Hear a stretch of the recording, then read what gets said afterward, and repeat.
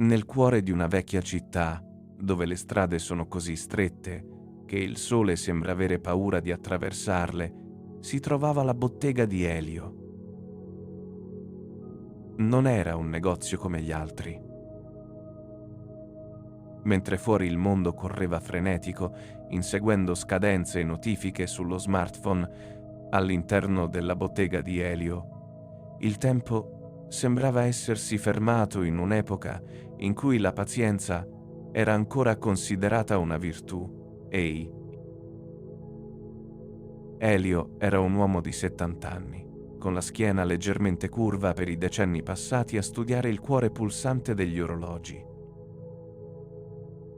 Indossava sempre un gilet di lana marrone, logoro sui gomiti, e un paio di occhiali con una lente di ingrandimento montata sul lato sinistro che gli dava l'aspetto di un ciclope moderno. Ma Elio non era solo. Accanto a lui, su un banco di lavoro in legno di rovere, viveva Nerino. Nerino era un gatto nero, con il pelo lucido come l'ossidiana e occhi color ambra che sembravano contenere più saggezza di quanta ne avesse accumulata Elio in tutta la sua vita. Il gatto non miagolava quasi mai. Si limitava a osservare, con una calma quasi inquietante, le mani tremanti del padrone che manipolavano minuscole viti e ingranaggi delicati. Una piovosa giornata di novembre, un cliente entrò nella bottega. Non era una persona comune. Era una donna anziana, avvolta in un cappotto grigio, con lo sguardo stanco di chi ha visto troppo mondo.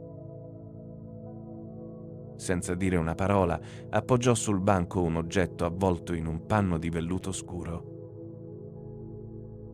«Mi hanno detto che lei è l'unico che può aggiustarlo», disse la donna. La sua voce era un sussurro, quasi rotta dall'emozione. Elio scartò il velluto. Davanti a lui c'era un orologio da taschino d'argento, pesantemente ossidato dal tempo. Non era un oggetto di valore commerciale, ma trasudava storia. Il meccanismo interno era bloccato da decenni. «Non funziona da 40 anni», continuò la donna. «Era di mio marito. Quando è partito per la guerra, gliel'ho regalato. Quando è tornato, non era più lo stesso, e nemmeno l'orologio. Si è fermato nell'istante esatto in cui ha varcato la soglia di casa, come se volesse proteggere quel momento di ritorno o forse congelare il dolore che aveva portato con sé». Elio annui, capendo immediatamente la gravità del compito. Non si trattava di riparare un oggetto meccanico, si trattava di riparare un ricordo. Nei giorni successivi, la routine di Elio cambiò. Dimenticò di bere il suo caffè, dimenticò persino di pranzare. Il suo intero universo si ridusse alla minuscola cavità dell'orologio d'argento. Nerino non si allontanava mai dal suo fianco. Il gatto sedeva immobile, osservando le pinzette di Elio che si muovevano tra le ruote dentate, come se anche lui stesse controllando che il lavoro venisse fatto con la massima precisione. Ogni sera, quando la luce dorata del tramonto filtrava dall'unica finestra della bottega, Elio sentiva il peso dei suoi anni. Guardava il gatto e gli parlava, una cosa che faceva solo quando era sicuro di essere solo. «Vedi, Nerino», diceva, mentre puliva un piccolo perno con un pennellino.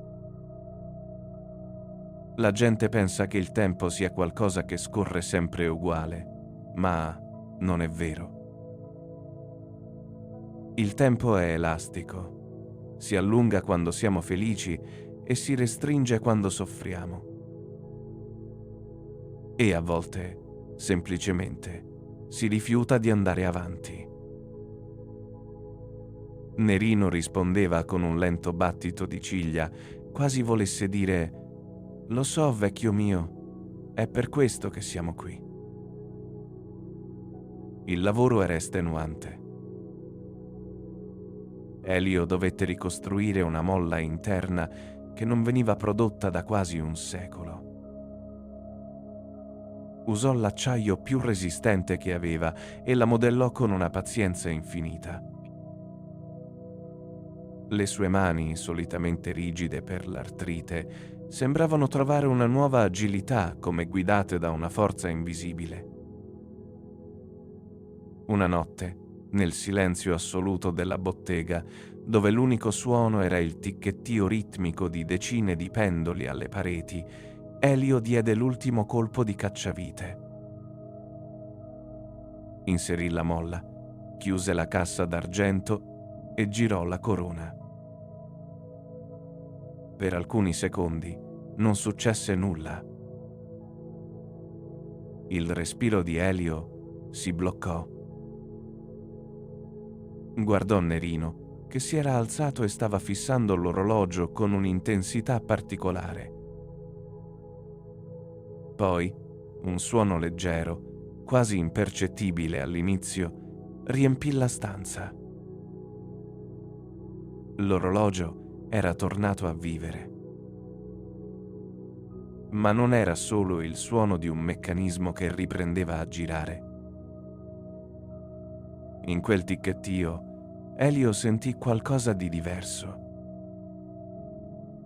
Era un battito cardiaco. Un ritmo regolare, caldo, vitale. Si sentì improvvisamente inondato da una sensazione di pace. Tutto il lavoro di una vita, tutte le riparazioni che aveva fatto, le sveglie che aveva rianimato, le lancette che aveva raddrizzato, tutto portava a quel momento. Non aveva solo riparato un orologio, aveva permesso a quel ricordo di continuare a scorrere. Il giorno dopo, la donna tornò. Elio le porse l'orologio. Quando lei lo prese tra le mani e sentì il movimento regolare sotto la cassa d'argento, i suoi occhi si riempirono di lacrime. Non disse nulla, ma il suo sorriso fu la ricompensa più grande che Elio avesse mai ricevuto. Pagò e uscì, lasciando la bottega in un silenzio ritrovato. Quella sera, Elio si sedette sulla sua poltrona preferita. Nerino saltò sulle sue ginocchia e si acciambellò, facendo le fusa. Il vecchio orologiaio guardò fuori dalla finestra. Il sole stava tramontando, tingendo il cielo di arancione e viola. Si rese conto che non aveva paura. Non aveva paura di invecchiare, né della fine che, prima o poi, sarebbe arrivata per tutti. Aveva passato la vita a riparare il tempo, a prendersene cura, a rispettarlo. E ora capiva che non era mai stato lui a controllare il tempo, ma che il tempo lo aveva sempre accompagnato come un fedele compagno di viaggio.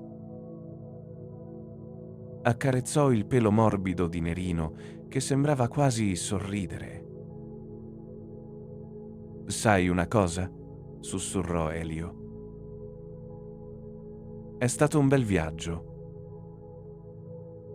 Nella bottega, in mezzo al ticchettio di centinaia di orologi, il gatto e l'uomo rimasero lì, immersi nella luce dorata, pronti ad accogliere ogni secondo che ancora rimaneva loro da vivere. In quel luogo, fuori dal tempo e dal rumore del mondo, avevano finalmente imparato il segreto più importante di tutti: Non conta quanti secondi abbiamo a disposizione, ma come scegliamo di farli battere.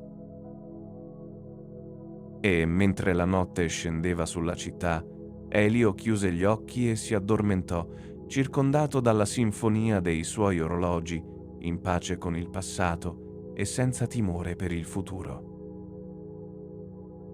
Nerino, il guardiano silenzioso, rimase a vegliare su di lui, perché anche i gatti sanno che, a volte, la cosa più importante non è riparare il tempo, ma imparare a goderselo. Indossate un orologio o ne avete in casa? Rispondete nei commenti.